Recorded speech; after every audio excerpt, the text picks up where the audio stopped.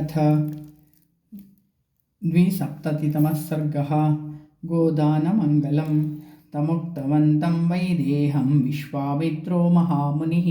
उवाच वचनं वीरं वसिष्ठसहितो नृपम् अचिन्त्यान्या प्रमेयानि कुलानि नरपुङ्गव इक्ष्वाकूणां विदेहानां नैषां तुल्योऽस्ति कश्चन सदृशो धर्मसम्बन्धः सदृशो रूपसम्पदा रामलक्ष्मणयो राजन् सीता चोर्मिलया सह वक्तव्यं च नरश्रेष्ठा श्रूयतां वचनं मम भ्राता यवीयान् धर्मज्ञा एष राजा कुशध्वजः अस्य धर्मात्मनो राजन् रूपेणा प्रतिमं भुवि सुताद्वयं नरश्रेष्ठा प्रत्यर्थं वरयामहे भरत्या कुमारस्य शत्रुघ्नस्य च धीमतः वरयेमासु ते राजं संयोरर्थे महात्मनोः पुत्रा दशरथस्येमे रूपयौवनशालिनः लोकपालोपमाः सर्वे देवतुल्यपराक्रमाः उभयोरपि राजेन्द्र सम्बन्धो ह्यनुबध्यताम् इक्ष्वाकोः कुलमव्यग्रं भवतः पुण्यकर्मणः विश्वामित्रवचः श्रुत्वा वसिष्ठस्य मते तदा जनकः प्राञ्जलिर्वाक्यम् उवाच मुनिपुङ्गवो कुलं धन्यमिदं मन्ये येषां नो मुनिपुङ्गवो सदृशं कुलसम्बन्धं यदाज्ञापयथः स्वयम् एवं भवतु भद्रं वः कुशध्वजसुते इमे पत्न्यौ भजेतां सहितौ शत्रुघ्नभरतावुभौ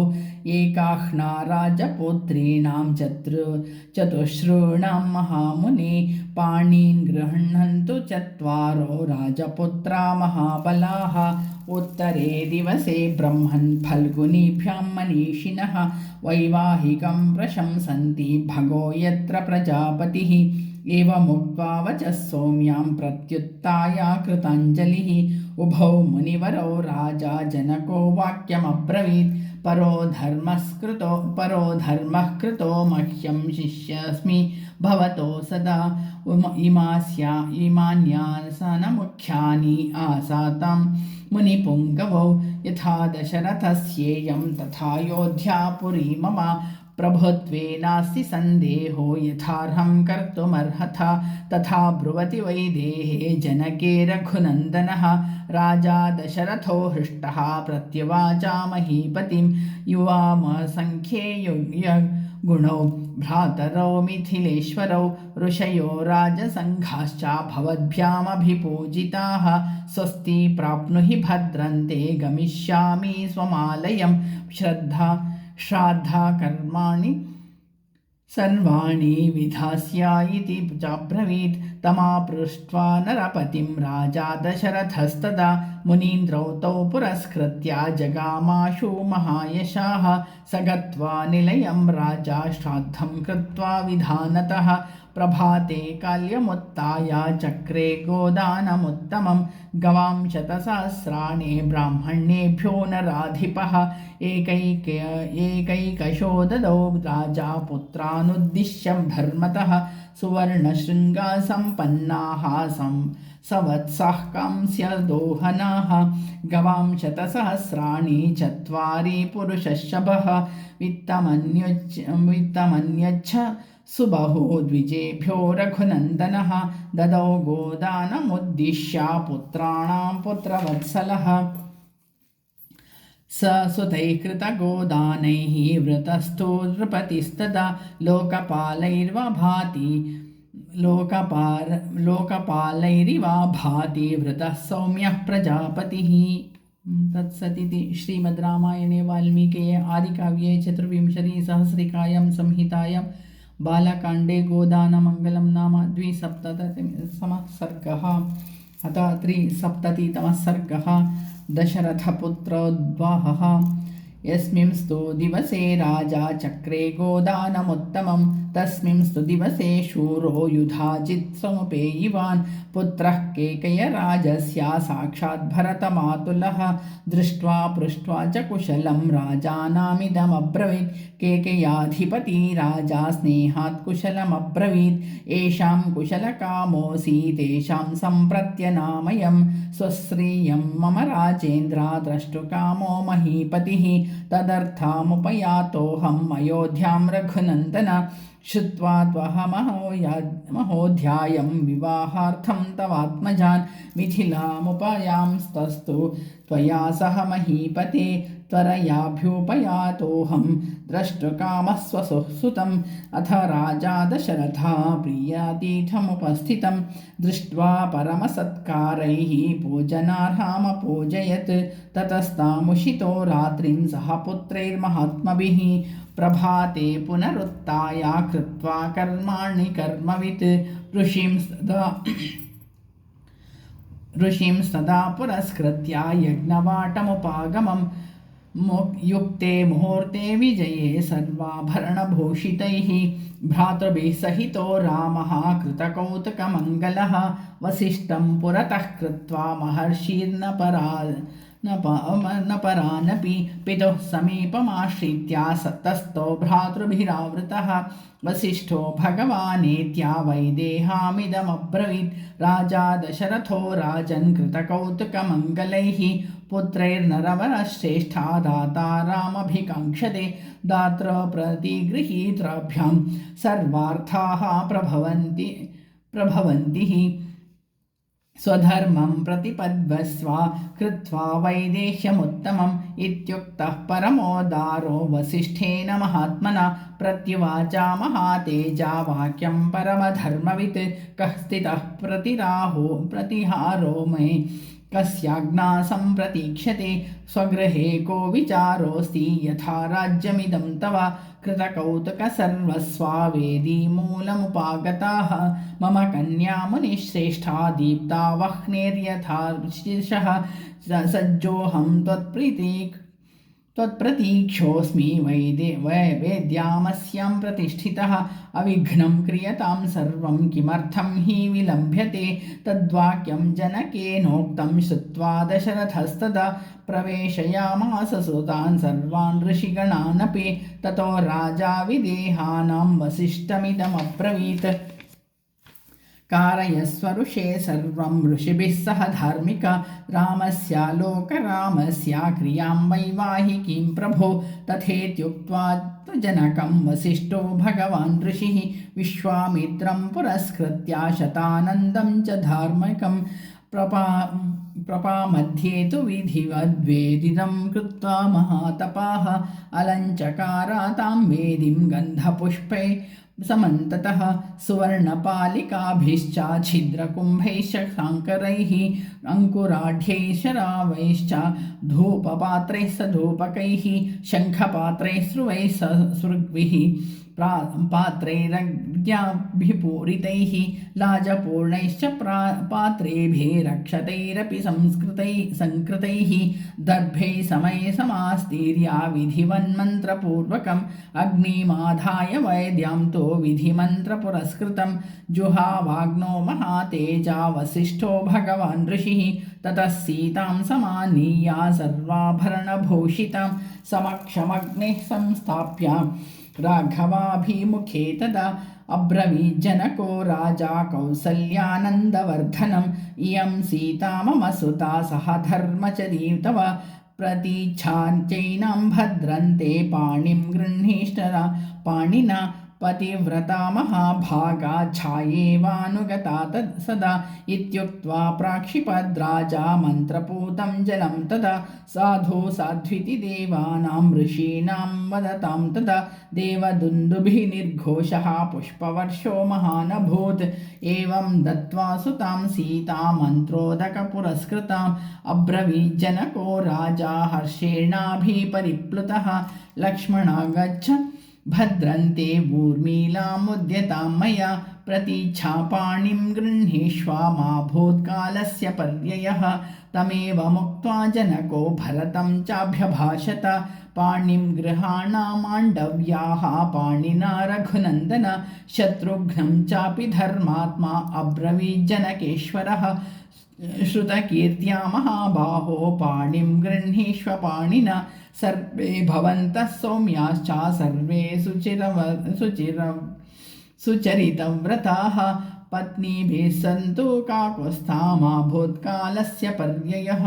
जनकस्य वचः श्रुत्वा पाणिन् पाणिभरः स्पृशन् चत्वारस्ते चतसृणां वसिष्ठस्य मते स्थिताः अग्निं प्रदक्षिणं कृत्वा वेदिं राजानमेव च ऋषिंश्चैव महात्मानः सभार्या रघुसत्तमाः यथोक्तेन तदा चक्रुर्विवाहं विधिपूर्वकं काकुत्स्थेश्च गृहीतेषु ललितेषु च पाणिषु पुष्पवृष्टिर्महात्यासीदन्तरिक्षात् शुभास्वर दिव्यदुन्दुभिर्घोषैः गीतवादित्रनिस्वनैः ननृतुश्चाप्सरासङ्घा गन्धर्वाश्च जगुःकलं विवाहे रघुमुख्यानां तदद्भुतमिदमदृश्यत ईदृशे वर्तमाने तूर्यद्घुष्टनियुनादिते त्रिरग्निं ते परिक्रम्या ऊहुर्भार्या महौजसः अथोपकार्यां जग्मस्ते सभार्या रघुनन्दनाः राजाप्यानुययौ पश्यन् सर्षिसङ्घः सबान्धवः तत्सदित्या श्रीमद् रामायणे वाल्मीकि आदिकाव्ये चतुर्विंशतिसहस्रिकायां संहितायां बालकाण्डे दशरथपुत्रोद्वाहो नाम 370तमः सर्गः। अथ 470तमः सर्गः जामदग्न्याभियोगः। अथ रात्र्यां व्यतीतायां विश्वामित्रो महामुनिः अपृच्छ्यातौ च राजानौ जगामोत्तरपर्वतम् आशीर्भिः पूरयित्वा च कुमारां शासराघवान् विश्वामित्रे गते राजा वैदेहं मिथिलाधिपम् आपृच्छ्यत जगामाशो राजा दशरथः पुरीं गच्छन्तं तं तु राजानामन्वगच्छन्नराधिपः अथ राजा विदेहानां ददौ कन्याधनं बहु गवां शतसहस्राणि बहूनि मिथिलेश्वरः कम्बलानां च मुख्यानां क्षौमकोट्यम्बराणि च हस्त्यश्वरथपादं तं दिव्यरूपं सलङ्कृतं ददौ कन्यापिता तासां दासीदासमनुत्तमं हिरण्यस्य सुवर्णस्य मुक्तानां विद्रुमस्य च ददौ परमसंहृष्टः कन्याधनमनुत्तमं दत्त्वा बहुधनं राजा समनुज्ञाप्य च पार्थिवं प्रविवेशा स्वनिलयं मिथिलां मिथिलेश्वरः राजाप्ययोध्यापदि अधिपतिः सह पुत्रैर्महात्मभिः ऋषीन् सर्वान् पुरस्कृत्य जगामास बलानुगः गच्छन्तं तं नरव्याघ्रं सर्षिसङ्घं स राघवं घोरास्मा पक्षिणो वाचो व्याहरन्ति समन्ततः भौमाश्चैव मृगाः सर्वे गच्छन्ति स्म प्रदक्षिणं तान् दृष्ट्वा राजशार्दूलो वसिष्ठं पर्यपृच्छत असौम्याः पक्षिणो घोरा मृगाश्चापि प्रदक्षिणाः किमिदं हृदयोत्कम्पी मनो मम विषीदति राज्ञो दशरथस्येतच्छ्रुत्वा वाक्यं महान् ऋषिः उवाच मधुरां वाणीं श्रूयतामस्य यत्फलम् उपस्थितं भयं घोरं दिव्यं पक्षिमौखाच्छ्रुतं मृगाः प्रशमयन्त्येते सन्तापस्त्यज्यतामयं तेषां संवदतां तत्र वायुः प्रादुर्बभूवः कम्पयन् मेदिनीं सर्वां पातयंश्च महाद्रुमान् तमसा संवृतः सूर्यः सर्वानाप्रबभुर्दिशः भस्मना चावृतं सर्वं सम्मूढमिव तद्बलं वसिष्ठा ऋषिवाश्चान्ये राजा च ससुतस्तदा संसग्ना इव तत्रासन् सर्वमन्यद्विचेतनं तस्मिंस्तमसि घोरे तु भस्मच्छन्नेव सा च मुहुः ददर्शा भीमसङ्काशं जटामण्डलधारिणं भार्गवं जामदग्न्यं तं राजराजा विमर्धितं विमर्दिनं कैलासमिव दुर्धर्षं कालाग्निमिव दुस्सहं ज्वलन्तमिव तेजोभिर्दुर्निरीक्ष्यं पृथज्जनैः स्कन्धे चासज्य परशं धनुर्विद्गणोपमं प्रगृह्याशरमुख्यं चात्रिपुरघ्नं यथाहरं तं दृष्ट्वा भीमसङ्काशं ज्वलन्तमिव पावकं वसिष्ठप्रमुखा सर्वे जपहोमपरायणाः सङ्गता मुनयः सर्वे सञ्जजल्परथो विमिथः कच्चित् पितृवधावमर्षि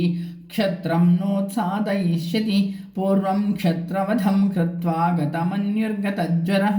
क्षत्रस्योत्सादनं भूयो न खल्वसि चिकीर्षिताम् एवमुक्त्वार्घ्यमादाय भार्गवं भीमदर्शनं ऋषयो राम रामेति वचो मधुरमब्रुवन् प्रतिगृह्यतु तां पूजां ऋषि दत्तां प्रतापवान् रामं दाशरथिं रामो जामदग्न्योऽभ्यभाषत। ओम तत्सदिति श्रीमद् रामायणे वाल्मीकि आदिकाव्ये चतुर्विंशतिसहस्रिकायां संहितायां बालकाण्डे जामदग्न्याभियोगो नाम चतुस्सप्ततितमः सर्गः। अथ पंचसप्ततितमः सर्गः। वैष्णवधनुः प्रशंसा। रामा दाशरथे वीरा वीर्यं ते श्रूयतेऽद्भुतं धनुषो भेदनं चैवा निखिलेन मया श्रुतं तदद्भुतमवचिन्त्यं चाभेदनं धनुषस्त्वया तच्छ्रुत्वाहमनुप्राप्तो धनुर्गृह्यापरं शुभं तदिदं घोरसङ्काशं जामदग्निं महद्धनुः पूरयस्वाशरेणैव स्वबलं दर्शयस्व मे तदिदं ते बलं दृष्ट्वा धनुषोऽस्याप्रपूरणे तद्वद्युद्धं प्रदास्यामि वीर्यश्लाघ्यमहं तव तस्य तद्वचनं श्रुत्वा राजा दशरथस्तदा विषण्णवदनो दीनः प्राञ्जलिर्वाक्यमब्रवीत् क्षत्ररोषात् प्रशान्तस्त्वं ब्राह्मणश्च महायशाः बालानां मम पुत्राणाम् अभयं दातुमर्हसि भार्गवाणां कुले जातः स्वाध्यायाव्रतशालिनां सहस्राक्षे प्रतिज्ञाया शस्त्रं निक्षिप्तवानसि सत्वं धर्मपरो भूत्वा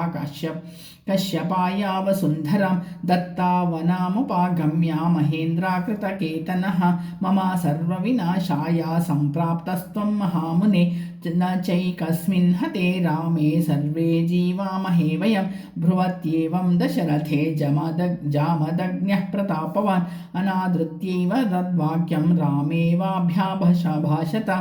इमे द्वे धनुषी श्रेष्ठे दिव्ये लोकभिविश्रुते दृढे बलवती मुख्ये सुकृते विश्वकर्मणा अतिसृष्टं सुरैरेकं त्र्यम्बकायायुत्सवे त्रिपुरघ्नं नरश्रेष्ठा भग्नं काकुत्स्थयत्वया इदं द्वितीयं दुर्धर्षं विष्णोर्दत्तं सुरोत्तमैः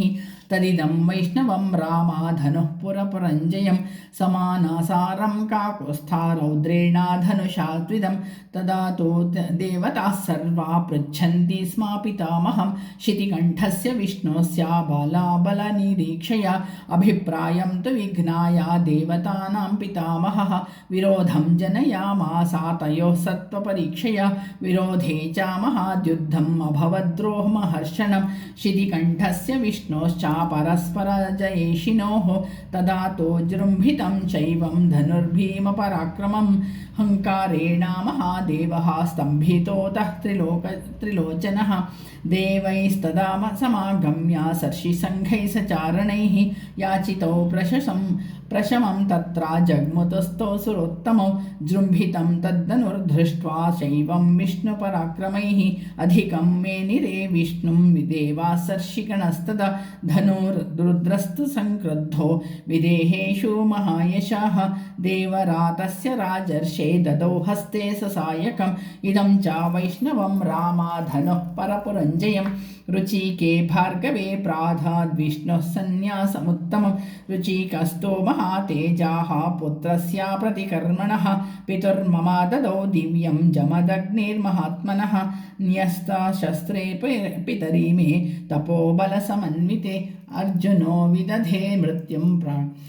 प्राकृतां बुद्धिमास्थितः वधमप्रतिरूपं तोपितुः श्रुत्वा सुदारुणं क्षत्रामुत्सादनयन् रोषाज्जातं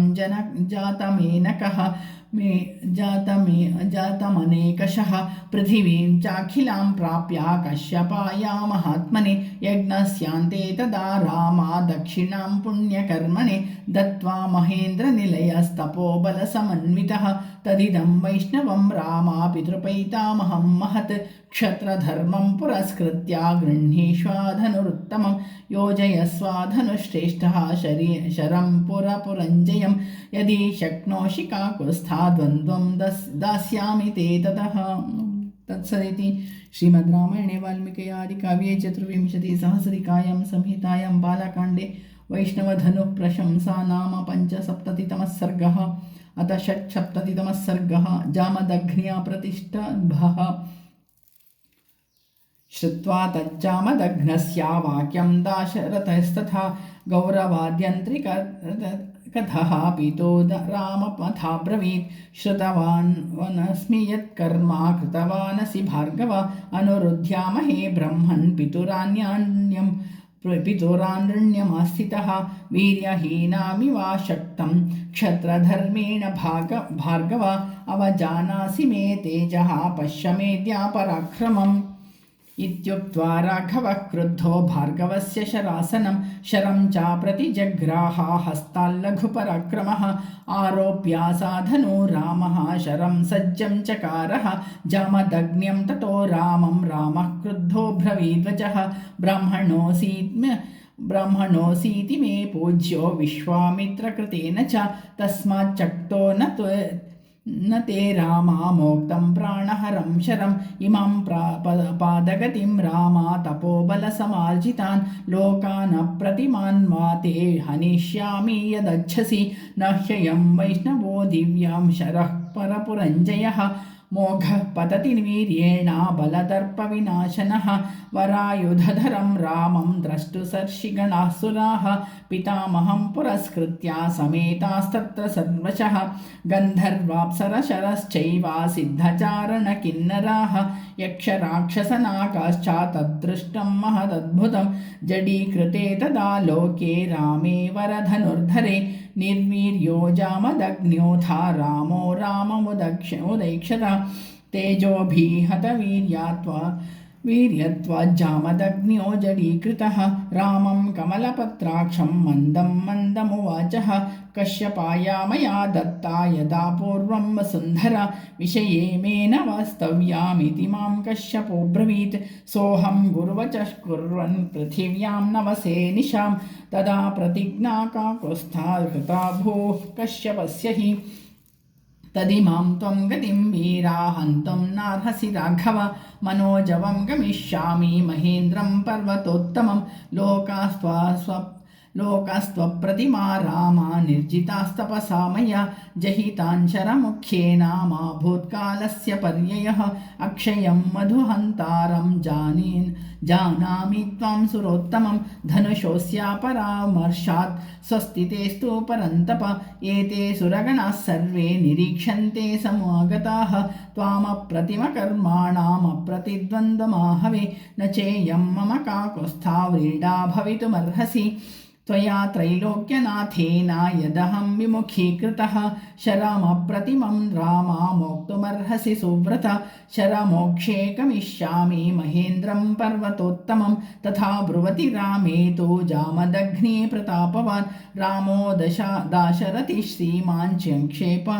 शरमुत्तमं सह तान् दृश्य रामेण स्वान् लोकांस्तपसार्जितान् जामदग्न्यो जगामाशो महेन्द्रं पर्वतोत्तमं ततो वितिमिराः सर्वा दिशश्चोपदिशस्तथा सुराः सर्षिगणा रामं प्रशशं सुरुधायुधं रामं दाशरथिं रामो जामदग्न्यः प्रशस्य च ततः प्रदक्षिणं कृत्वा जगामात्मगतिं प्रभु। तत्सदिति श्रीमद् रामायणे वाल्मीकि आदिकाव्ये चतुर्विंशतिसहस्रिकायां संहितायां बालकाण्डे जामदग्न्या प्रतिष्ठम्भो नाम षट्सप्ततितमः सर्गः। अथ सप्तसप्ततितमः सर्गः। अयोध्याप्रवेशः। गते रामे प्रशान्तात्मा रामो दाशरथिर्धनुः वरुणाय प्रमेयाय ददौ हस्ते ससायकम् अभिवाद्या ततो रामो वसिष्ठा प्रमुखान् ऋषीन् पितरं विह्वलं दृष्ट्वा प्रोवाच रघुनन्दनः जामदग्न्यो गतो रामः प्रयातु चतुरङ्गिनी अयोध्याभिमुखी मुखी सेना त्वया नाथेन पालिता रामस्य वचनं श्रुत्वा राजा दशरथः सुतं बाहुभ्यां सम्परिष्वज्य मूर्ध्नि चाघ्राय राघवं गतो राम इति श्रुत्वा हृष्टप्रमुदितो नृपः पुनर्जातं तदा मेने पुत्रमात्मानमेव च चोदयामास तां सेनां जगामाशु ततः पुरीं पताकाध्वजनीं रम्यां तयोर्गुष्टनिनादितां सिक्तराजापथां रम्यां प्रकीर्णाकुसुमोत्करां राजप्रवेशसमुखैः पूर्वैर्मङ्गलवादिभिः सम्पूर्णां प्राविशद्राजा जनौघैः समलङ्कृतां पौरैः प्रत्युद्गतो दूरं द्विजैश्च पुरवासिभिः पुत्रैरनुगतः श्रीमान् श्रीमद्भिश्च महायशाः प्रविवेशागृहं राजा हिमवत्सदृशं प्रियं ननन्दा स्वजनैराजा गृहे कामैः सुपूजितः कौसल्या च सुमित्रा च कैकेयी च सुमध्यमा वधूप्रति गृहे युक्तायाश्चान्या राजयोषितः ततः सीतां महाभागामूर्मिलां च यशस्विनीं कुशध्वजसुते क्षोभे जगृहुर्नृपपत्नयः मङ्गलालापनैश्चैव शोभिताक्षोमवाससः देवतायतनान्यासु सर्वांस्ताः प्रत्यपूजयन् अभिवाद्याभिवाद्यं च सर्वा राजसुतास्तथा स्वं संगृहमथा साद्या कुबेरा भवनोत्तमं गोभिर्धनैश्च धान्यैश्च तर्पयित्वा द्विजोत्तमान् रेमिरे मुदिताः सर्वा भ्रातुभिः सहिता रहः कुमाराश्च महात्मानो वीरेण प्रतिमा भुवि कृतदाराः कृतास्त्राश्च सधनाः ससुहृज्जनाः शुश्रूषमाणाः पितरं वर्तयन्ति नरर्षभाः काले काले तु नीतिज्ञास्तोषयन्तो गुरुं गणैः कस्यचित्वथ कालस्य राजा दशरथः सुतं भरतं कैकेयीपुत्रम् अब्रवीद् रघुनन्दनः अयं केकयराजस्य पुत्रो वसति पुत्रक त्वां नेतुमागतो वीरायुधाजिन्मातुलस्तव श्रुत्वा दशरथस्येतद्भरतः कैकेयीसुतः गमनायाभिचक्राम शत्रुघ्नासहितस्तदा आपृच्छ्य पितरं शूरो रामं चाक्लिष्टकारिणं मातृश्चाभिनरश्रेष्ठः शत्रुघ्नसहितो ययौ युधाजित् प्राप्य भरतं स शत्रुघ्नं प्रहर्षितः स्वपुरं प्राविशद्वीरः पिता तस्य ततोषः गते च भरते रामो लक्ष्मणश्च महाबलः पितरं देवसङ्काशं पूजयामास तस्तदा पितुराज्ञां पुरस्कृत्य पौरकार्याणि सर्वशः चकार रामो धर्मात्मा प्रियाणि च हितानि च मातृभ्यो मातृकार्याणि कृत्वा परममन्त्रितः गुरूणां गुरुकार्याणि काले कालेन्ववैक्षत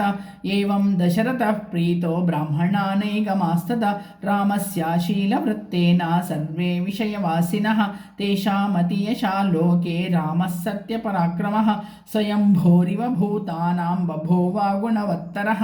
रामस्तु सीतया सार्धं विजहारा बहून् ऋतून् मनस्वी तद्गमना नित्यं हृदि समर्पितः प्रियातो सीता रामस्य दाराः पितृकृता इति गुणाद्रूपा गुणाच्छापि प्रीतिर्भूयोऽभ्यवर्धत तस्याश्च भर्ता द्विगुणं हृदये परिवर्तते अन्तर्गतामभिव्यक्तम् आख्याति हृदयं हृदा तस्य भूयो विशेषेण मैथिली जनकात्मजा देवताभिः समारूपे सीता श्रीरिव रूपिणी तया स राजर्षिसुतोऽभिरामया समेयिवानुत्तमराजकन्यया अतीव रामः शुशुभेति कामया विभुश्रिया विष्णुरिवामरेश्वरः तया स राजर्षिसुतोऽभिरामया समेयिवानुत्तमराजकन्यया अतीव रामः सुशुभेति कामया विभुः श्रिया विष्णुरिवामरेश्वर। ॐ तत्सदिति श्रीमद् रामायणे वाल्मीकि आदिकाव्ये चतुर्विंशतिसहस्रिकायां संहितायां बालकाण्डे अयोध्याप्रवेशो नाम सप्तसप्ततितमः सर्गः। बालकाण्डः सम्पूर्णः। ॐ तत्सत्।